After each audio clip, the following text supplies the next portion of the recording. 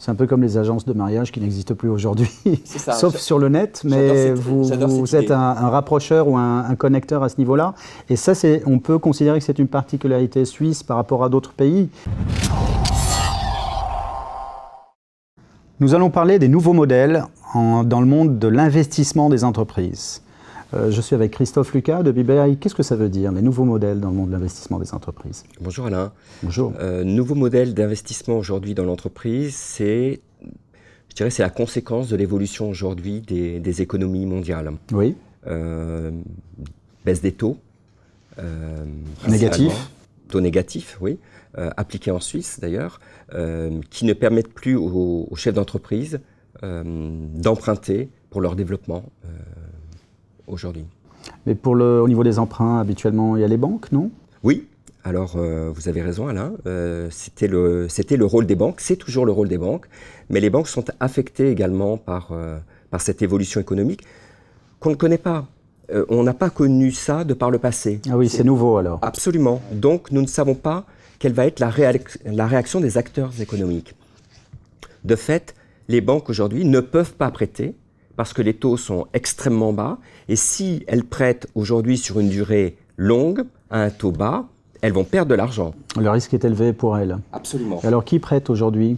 Eh bien, c'est, je dirais, une nouvelle... C'est ça le nouveau modèle. C'est ça le nouveau modèle, c'est bien le H2H qui aujourd'hui se met en place, où des investisseurs privés ou corporate prêtent à d'autres chefs d'entreprise qui ont besoin d'argent. Donc ce sont plutôt des chefs d'entreprise qui prêtent à d'autres chefs d'entreprise ou des privés finalement qui... Ce sont des privés qui aujourd'hui ont de l'épargne, qui rapportent pas grand-chose puisque les taux d'intérêt sont bas et qui préfèrent investir dans l'économie locale auprès d'un chef d'entreprise que l'on connaît pour placer son argent. Vous me disiez en tête que c'est presque une sorte de crowdfunding en B2B. En fait, c'est des projets sur lesquels vous êtes actuellement. Est-ce qu'on va vers ça, en fait, une sorte de mutualisation du prêt, finalement? Alors, c'est effectivement un peu cette image. Alors, je dirais que le crowdfunding commence à avoir une image un peu écornée. Oui. Je dirais parce qu'on voit du crowdfunding pour tout, pour des financements de personnes malades, enfin, oui. Tout. Je dirais qu'on est plus sur un crowdfunding spécialisé de corporate pour les corporates. D'accord. Donc aujourd'hui, quelle est la particularité de la Suisse par rapport à ça? On voit que souvent la notion de sécurité est liée un peu au pays. On a eu le Brexit, on a eu des élections aux États-Unis, donc aujourd'hui il y a un monde entre guillemets instable. Comment la Suisse peut tirer son épingle du jeu à ce niveau-là? Je dirais que la particularité que nous apercevons aujourd'hui, c'est la parole que prend le peuple. En Angleterre, alors que tout le monde pariait sur le fait que l'Angleterre allait rester dans l'Europe, le peuple a dit non. Il y a une surprise. Voilà. Aux États-Unis, le peuple a dit non. Oui à quelqu'un d'autre. Et oui à quelqu'un d'autre, sauf si je me trompe.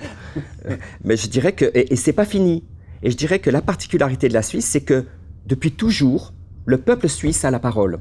C'est une vraie démocratie. Oui. C'est pas une république démocratique, c'est une démocratie pure. Donc vous me dites que l'humain a la parole, ça veut dire quoi? Ça veut dire qu'au niveau des investissements et donc des prêts qui peuvent être faits, on calcule le risque, mais on calcule aussi peut-être la réputation, la notion de référence. Est-ce que ce sont des valeurs qui sont utilisées dans ces nouveaux modèles? Donc, alors, bien évidemment, c'est ce que fait une structure comme BBI, oui. C'est-à-dire qu'elle va étudier effectivement, je dirais, la viabilité du projet du chef d'entreprise et transmettre cette information à l'investisseur. En plus de ça, BBI fait un suivi de l'investissement. C'est-à-dire que vous savez très précisément, si vous avez placé des fonds dans une entreprise en Suisse, vous savez très précisément comment l'entreprise évolue. C'est un peu comme les agences de mariage qui n'existent plus aujourd'hui, sauf sur le net, mais vous êtes un rapprocheur ou un connecteur à ce niveau-là. Et ça, on peut considérer que c'est une particularité suisse par rapport à d'autres pays, de par la multiplicité des cantons, des cultures, on va dire des clans même, finalement. Je dirais plus que ça, Alain. La particularité suisse dans ce domaine, c'est que les organes de tutelle qui régissent ce système financier en Suisse sont très attentifs à l'évolution et accompagnent cette évolution. Elles ont déjà cet ADN, on va dire. Exactement. Eh bien, merci Christophe. Merci à vous, Alain. Eh bien, vous étiez avec Swissmade et nous parlions des nouveaux modèles en termes d'investissement et de près auprès des entreprises.